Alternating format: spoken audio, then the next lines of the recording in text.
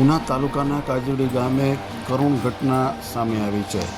તાલુકાના કાજોડી ગામે રહેતા અસ્મિતાબેન 24, ઉંમર વર્ષ 24, તેમનું ઇલેક્ટ્રિક શોર્ટ લાગવાથી તેમનું મૃત્યુ થતાં પરિવારમાં શોકની લાગણી વ્યાપી છે. પ્રાપ્ત માહિતી અનુસાર ઉના તાલુકાના કાજોડી ગામે રહેતા 24 વર્ષીય અસ્મિતાબેન ભાવેશભાઈ પરમાર તેમનું ઇલેક્ટ્રિક શોર્ટ લાગતા તરત તેને ઉના સરકારી હોસ્પિટલમાં ખસેડવામાં આવ્યા હતા.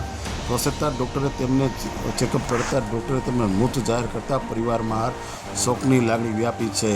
જ્યારે ઉના તાલુકાના દરેક સમાચાર તથા લોકલ સમાચાર જોવા માટે અમારી ઉના ન્યૂઝ ચેનલ સબસ્ક્રાઈબ કરો તથા ધંધાકીય જાહેરાત આપવા માટે અમારો સંપર્ક કરો.